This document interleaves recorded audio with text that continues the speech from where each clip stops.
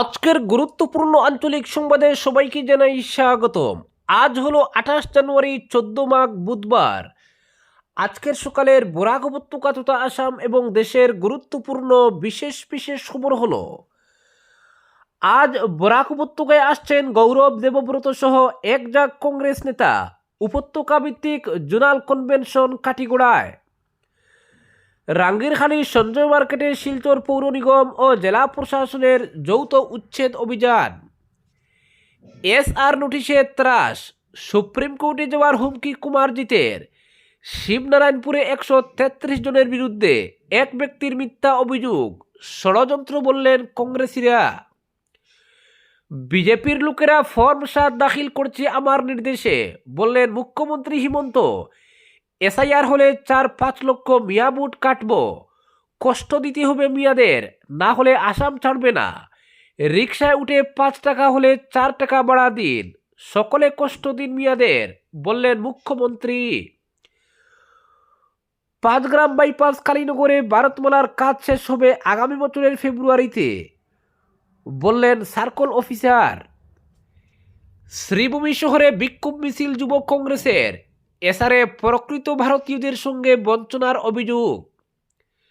এবং সর্বশেষ খবরটি হলো, কিশোরদের সোশ্যাল মিডিয়া ব্যবহারে নিষেধাজ্ঞা নিয়ে সংসদে বিতর্কের প্রস্তাব বিরোধীদের। গোয়ায় নাবালকদের জন্য সোশ্যাল মিডিয়া নিষিদ্ধের প্রস্তুতি। এবারে শুনুন বিস্তারিত খবর। পুরো বিধিনীয় মান্যতা নিশ্চিত করা ও নাগরিক শৃঙ্খলা পুনঃ প্রতিষ্ঠার লক্ষ্যে শিলচর মিউনিসিপাল কর্পোরেশন কাছাড় জেলা প্রশাসনের সঙ্গে সমন্বয়ে মঙ্গলবার রাঙ্গিরখাড়ির সঞ্জয় মার্কেটে উচ্ছেদ অভিযান চালায়। ব্যস্ততম বাণিজ্যিক এলাকায় অননুমোদিত দখলদারি অপসারণে এই অভিযান পরিচালিত হয়। অভিযানের সার্বিক তত্ত্বাবধানে ছিলেন কাছাড়ের নির্বাহী ম্যাজিস্ট্রেট ফুনলালন গিরচুরেই এবং শিলচর সদর রাজস্ব সার্কেল ও নির্বাহী ম্যাজিস্ট্রেট সিদ্ধার্থ কুমার। আইন শৃঙ্খলা রক্ষায় সদর থানার পুলিশ বাহিনী মোতায়েন ছিল। অভিযান চলাকালীন বাজার চত্বরে অননুমোদিতভাবে নির্মিত একটি বাঁশের কাঠামো ভেঙে ফেলা হয়, যার ফলে পথচারীদের চলাচল আরও স্বাচ্ছন্দ্য হবে এবং জনপরিসরের নিরাপদ ব্যবহার নিশ্চিত হবে। কর্তৃপক্ষ জানিয়েছে, এ ধরনের দখলদারি শুধু পৌর নিগমের বিধিনিষেধ লঙ্ঘনই নয়, সঞ্জয় মার্কেটের মতো জনবহুল এলাকায় সাধারণ মানুষের জন্য সম্ভাব্য নিরাপত্তা ঝুঁকি ও অসুবিধারও কারণ হয়ে দাঁড়ায়।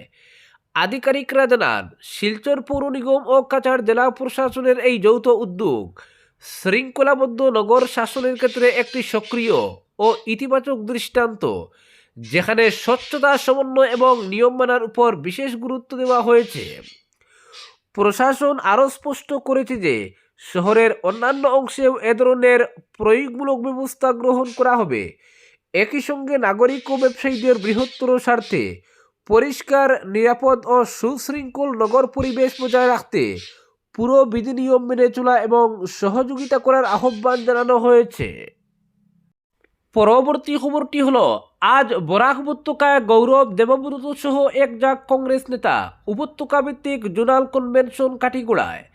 বিধানসভা নির্বাচনের আগে কংগ্রেস কর্মীদের চাঙ্গা করতে আজ বরাক উপত্যকা সফরে আসছেন আসাম প্রদেশ কংগ্রেস সভাপতি গৌরব গগৈ, প্রদেশ কংগ্রেসের অন্যতম পর্যবেক্ষক ঝাড়খণ্ড বিধানসভার বিধায়ক বন্ধু তির্কি, সাংসদ রকিবুল হোসেন, প্রদ্যুৎ বরদলৈ সহ এক জাক কংগ্রেস নেতা। মূলত তাদের উপস্থিতিতে এই কাটিগড়ায় অনুষ্ঠিত হবে বরাক উপত্যকার কাছাড়, শ্রীভূমি এবং হাইলাকান্দি জেলা মিলে জোনাল পার্টি কনভেনশন। কাটিগড়া চৌরঙ্গির কাছে বারুণী মেলা ময়দানে অনুষ্ঠিত হবে এই সভাকে সফল করতে প্রস্তুতি চূড়ান্ত বলে জানা গেছে। কংগ্রেস সূত্রের খবর, কাটিগড়ার কনভেনশনে 3 জেলা কমিটি সহ উপত্যকার প্রতিটি ব্লক, মণ্ডল এবং বুথ কমিটির পদাধিকারীরা উপস্থিত থাকবেন। 20,000 জনসমাগমের লক্ষ্যমাত্রা স্থির করা হয়েছে। কনভেনশনে উপস্থিত প্রতিটি কমিটির পদাধিকারীদের সম্বোধন করে বক্তব্য রাখবেন গৌরব গগৈ সহ বিরোধী দলের নেতারা। জানা গেছে, রাজ্যের 6টি স্থানে জোনাল পার্টি কনভেনশন আয়োজন করেছে কংগ্রেস: হাওড়াঘাট, মরান, বিহুপুরিয়া, কমলপুর, বঙ্গাইগাঁও। এরপর আজ বরাক উপত্যকা ভিত্তিক কনভেনশন হবে কাটিগড়ায়। কংগ্রেসের একটি সূত্র জানিয়েছে, গৌরব গগৈ ছাড়াও বিধানসভার বিরোধী দলনেতা দেবব্রত শইকিয়া, এআইসিসি সম্পাদক বিকাশ উপাধ্যায় উপস্থিত থাকবেন এই কর্মসূচিতে। পরবর্তী খবরটি হল, এসআর নোটিশে ত্রাস, সুপ্রিম কোর্টে যাওয়ার হুমকি কুমারজিতের। শিবনারায়ণপুরে 133 জনের বিরুদ্ধে এক ব্যক্তির মিথ্যা অভিযোগ, ষড়যন্ত্র বললেন কংগ্রেসীরা। মিথ্যা অভিযোগ করে এসআর নোটিশের মাধ্যমে বৈধ নাগরিকদের হেনস্থা করা হচ্ছে। মূলত ভোটার তালিকা থেকে প্রকৃত ভারতীয়দের নাম কর্তনের মাধ্যমে সমাজ জীবনকে উত্তপ্ত করে রাখার ষড়যন্ত্র করছে একটি চক্র।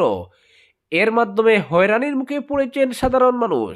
অবিলম্বে এসব বন্ধ না হলে হাত ধরে বসে থাকবো না, প্রয়োজনে মামলার পথে হেঁটে মানুষের পাশে দাঁড়িয়ে লড়ে যাব, শিলচরে বসে এই গুরুতর অভিযোগ করে এভাবেই হুঁশিয়ারি দিয়েছেন বিশিষ্ট কংগ্রেস নেতা কুমারজিৎ দেব। প্রাক্তন বিধায়ক কালীরঞ্জন দেবের ছেলে কুমারজিৎ স্পষ্ট ভাষায় বলেছেন, দেশের অন্যান্য অংশের সঙ্গে কাঠিগড়ায়ও এসআরের নামে নোটিশ পাঠিয়ে মিথ্যা অভিযোগ এনে নাগরিকদের হয়রানি করা হচ্ছে। তার অভিযোগ, মিথ্যা অভিযোগ এনে বৈধ ভোটারদের নাম কর্তন করে ফায়দা তুলতে চাইছে একটি শ্রেণী। এই অপচেষ্টা রুখতে তিনি বদ্ধপরিকর। প্রয়োজনে হাইকোর্ট হয়ে সুপ্রিম কোর্ট পর্যন্ত তিনি যেতে রাজি। এদিন জনগণের পাশে থেকে লড়াই করে যাওয়ার অঙ্গীকারের কথা শোনান কুমারজিৎ দেব। শিলচর প্রেস ক্লাবে শিলচর জেলা কংগ্রেসের সাধারণ সম্পাদক দেবদীপ দত্ত, সায়েদ আহমেদ বড়বুইয়া, শিলচর জেলা কংগ্রেসের যুগ্ম সম্পাদক কমর উদ্দিন চৌধুরী, প্রাক্তন জেলা পরিষদ সদস্য তিলকচাঁদ দাসকে পাশে নিয়ে কুমারজিৎ দেব ওরফে মান্না বলেন, কোনো বিশেষ সম্প্রদায় নয়, হিন্দু মুসলিম নির্বিশেষে এসআর নোটিশ পাঠানো হচ্ছে কাঠিগোড়ায়। এতে বৈধ ভোটারদের বিরুদ্ধে জমা পড়ছে মিথ্যা অভিযোগ, অথচ অভিযোগকারীর কোনো হদিশ পাওয়া যাচ্ছে না। এ ধরনের সহস্রাধিক ঘটনা তার সামনে এসেছে। অসংখ্য ভুক্তভোগী তার সঙ্গে যোগাযোগ করেছেন। ফলে অসহায় সাধারণ মানুষের পাশে দাঁড়িয়ে আইনি লড়াই করবেন বলে সাফ জানিয়েছেন কুমারজিৎ। মিথ্যা অভিযোগ এনে নোটিশ পাঠানো অবিলম্বে বন্ধ করার দাবিতে সরব হন তিনি।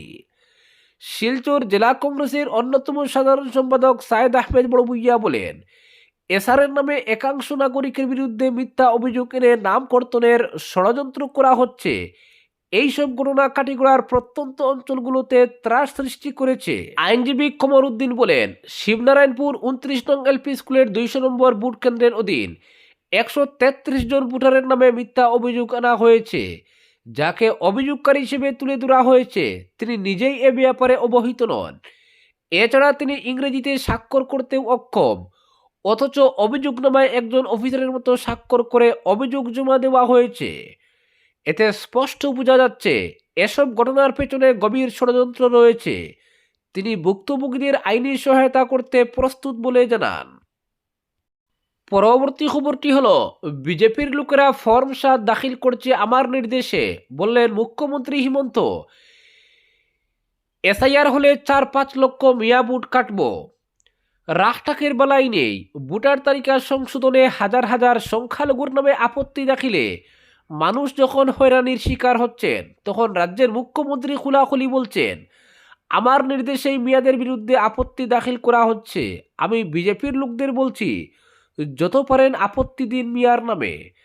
সভা ভিডিও কনফারেন্সের মাধ্যমে আমি সবাইকে বলেছি, যত পারেন 7 নম্বর ফর্ম জমা দিন, যাতে মিয়াদের কষ্ট হয়, তারা বুঝতে পারে অসমিয়া এখনো বেঁচে রয়েছে। রাজ্যে ভোটার তালিকার বিশেষ সংশোধনের প্রক্রিয়া চালাচ্ছে নির্বাচন কমিশন। ইতিমধ্যেই খসড়া ভোটার তালিকাও প্রকাশ হয়েছে, কিন্তু ধর্মীয় সংখ্যালঘু অধ্যুষিত জেলার কিছু কিছু বিধানসভা কেন্দ্রে গণহারে আপত্তি দাখিল করা হচ্ছে খসড়ায় অন্তর্ভুক্ত মুসলিম ভোটারদের নামে। শতাধিক আপত্তি দাখিল করছেন একজন ভোটার। ফলে নির্বাচন কমিশন নোটিশ পাঠিয়ে তাদের শুনানিতে ডাকছে। ভুয়ো আপত্তি দাখিল নিয়ে চরমে উঠেছে গণবিক্ষোভ। বিজেপির দিকে উঠেছে অভিযোগের আঙ্গুল, কিন্তু সাংবিধানিক পদ্ধতিকেও কোনো সংকোচ ছাড়াই মুখ্যমন্ত্রী শিলমোহর দিচ্ছেন সেই অভিযোগের সত্যতায়। ধর্মীয় সংখ্যালঘুদের নামে আপত্তি দাখিল করছেন বিজেপি লোকেরা, অবলীলায় বলেছেন তিনি। মুখ্যমন্ত্রীর সুস্পষ্ট আহ্বান, সকলে কষ্ট দিন মিয়াদের, যেভাবে পারেন কষ্ট দিতে থাকেন। রিকশায় উঠে 5 টাকা ভাড়া হলে 4 টাকা দিন, কষ্ট পেলে তখন ওই মেয়েরা আসাম ছেড়ে চলে যাবে। বখয় রাত 9টায় সমজেলার কার্যালয়ে গিয়ে সরকারি কম্পিউটারে লগ ইন করে 7 নম্বর ফর্ম জেনারেট করতে দেখা গেছে 4 বিজেপি কর্মীকে। কংগ্রেসের পক্ষ থেকে মামলা করা হয়েছে পুলিশে, কিন্তু কংগ্রেসের অভিযোগ উড়িয়ে দিয়ে মুখ্যমন্ত্রীর মন্তব্য, কংগ্রেসের আপত্তি থাকলে কি করতে পারি, রাত 9টায় কেন, মিয়াদের কষ্ট দিতে রাত 12টায়ও যেতে হবে। বিজেপি এবং হিমন্ত বিশ্ব শর্মা পুরোপুরি মিয়ার বিরুদ্ধে, এখানে লুকানোর কিছু নেই, আমি তো বলে বেড়াচ্ছি লুকোইনি কিছু। তিনি বলেন, আগে ভয় পেতেন সবাই, আমি এখন উৎসাহিত করছি মিয়াদের কষ্ট দিন, কষ্ট না দিলে উপায় নেই, দুলিয়ে যান অবধি পৌঁছে গেছে, আর কত সহ্য করতে হবে, সকলে কষ্ট দিন তাদের। সংবাদ মাধ্যমের প্রতি মুখ্যমন্ত্রীর আহ্বান, মিয়ার প্রতি সহানুভূতিশীল হলে সংবাদ পরিবেশন করবেন না, আপনাদের গড়েও লাভ জেহাদ হতে পারে। মুখ্যমন্ত্রী এখানেই থেমে থাকেননি, আসামে ভোটার তালিকার নিবিড় সংশোধন কিংবা এসআইআর হলে 4-5 মিয়ার ভোট কর্তন করার কথা বলছেন হুল্লুম হুল্লা। বিরোধীদের আনা ভোট চুরির অভিযোগ স্বীকার করে তিনি বলেন, মিয়ার ভোট আমরা চুরি করতে চাইছি, নিয়মে মিয়ারা এখানে ভোট দিতে পারে না, বাংলাদেশে গিয়ে ভোট দিতে হবে তাদের। ভবিষ্যতে যাতে তারা আসামে ভোট দিতে পারে না, প্রাথমিকভাবে সেই ব্যবস্থা করেছি, তবে আসামে এসআইআর হলে 4-5 লক্ষ মিয়ার ভোট কাটতে হবে। কংগ্রেস আমাকে গালি দিলে কি হবে, আমার কাজ হচ্ছে মিয়াদের কষ্ট দেওয়া। তিনসুকিয়া দুলিয়ে যার দিক বয়ে চলে এসেছে, এখন সাবধান না হলে আর কবে হবে। একজন অসমিয়া লোকেরও কষ্ট হচ্ছে না, মিয়ারা কষ্ট পেলে কেন খারাপ পেতে হবে। পরবর্তী খবরটি হলো, শ্রীভূমি শহরে বিক্ষোভ মিছিল যুব কংগ্রেসের, এসারে প্রকৃত ভারতীয়দের সঙ্গে বঞ্চনার অভিযোগ। যুব কংগ্রেসের রাজ্য সভাপতি জুবাইর এনামের নেতৃত্বে এসারের বিরুদ্ধে তীব্র প্রতিবাদ সাব্যস্ত করল শ্রীভূমি শহরে। এসআরের নামে ভোটার তালিকায় বিশেষ সংশোধনের ক্ষেত্রে প্রকৃত ভারতীয়দের সঙ্গে বঞ্চনা করা হচ্ছে। এসআরের নামে বিরোধী দলের ভোটারদের চিহ্নিত করে নাম কর্তন করতে চাইছে বিজেপি সরকার, টার্গেট করা হচ্ছে সংখ্যালঘুদের। প্রতিবাদ মিছিলে এই অভিযোগ যুব কংগ্রেস প্রদেশ সভাপতির। ভুয়ো আবেদনকারীর মাধ্যমে শত শত ভোটারের নাম কর্তন করা চলছে। রাজ্যের প্রতিটি বিধানসভা কেন্দ্রে 20 থেকে 25,000 ভোটারের নাম কর্তনের পরিকল্পনা নিয়েছে বিজেপি বলে তিনি অভিযোগ করেন। শ্রীভূমি শহরে এসআর প্রক্রিয়ায় অনিয়মের অভিযোগ বন্ধের দাবিতে মঙ্গলবার দুপুরে প্রতিবাদ মিছিল বের করে যুব কংগ্রেস জেলা নির্বাচন আধিকারিকের কার্যালয় ঘেরাও করে ভোটার তালিকায় বিশেষ সংশোধন প্রক্রিয়ার বিরুদ্ধে বিক্ষোভ প্রদর্শনের পরিকল্পনা থাকলেও পুলিশ তৎপর থাকায় সেটা আর হয়নি। প্রদেশ যুব কংগ্রেসের নেতা কর্মীরা নির্বাচন আধিকারিকের কার্যালয়ে পৌঁছানোর আগেই তাদের গতিপথ রুখে দেয় পুলিশ। এতে কর্তব্যরত পুলিশ ও প্রশাসনিক আধিকারিকদের সঙ্গে রাজ্যিক সভাপতির বাকবিতণ্ডা হয়। প্রতিবাদকারী যুব কংগ্রেসীরা রাস্তায় বসে বিক্ষোভ দেখান। তারা অভিযোগ করে বলেন, ভোটার তালিকায় অসঙ্গতি দেখিয়ে অনেক মানুষের কাছে শুনানির নোটিশ পাঠানো হচ্ছে, এসব হয়রানি বন্ধ করতে হবে, নির্বাচনী প্রক্রিয়া নিরপেক্ষ করার জোরালো দাবি জানান যুব কংগ্রেসের রাজ্যিক সভাপতি। পরবর্তী খবরটি হলো, কিশোরদের সোশ্যাল মিডিয়া ব্যবহারে নিষেধাজ্ঞা নিয়ে সংসদে বিতর্কের প্রস্তাব বিরোধীদের। কিশোর কিশোরীদের সোশ্যাল মিডিয়া ব্যবহারে নিয়ন্ত্রণ বা নিষেধাজ্ঞা জারি করা উচিত কিনা তা নিয়ে সংসদে আলোচনার দাবি তুলেছে বিরোধী শিবির। বাজেট অধিবেশন শুরু হচ্ছে আজ, আর বাজেট পেশ হবে রবিবার। তার আগে মঙ্গলবারের সর্বদলীয় বৈঠকে এই প্রস্তাব উঠে আসে।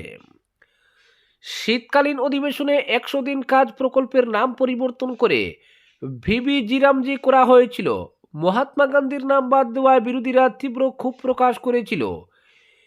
এবারও তারা বিষয়টি আলোচনায় আনতে চেয়েছিল, কিন্তু সংসদ বিষয়ক মন্ত্রী কিরেন রিজিজু স্পষ্ট জানিয়ে দেন, এ নিয়ে আর কোনো আলোচনা হবে না। সরকারের সিদ্ধান্তে অসন্তোষ প্রকাশ করেছেন বিরোধী সাংসদরা।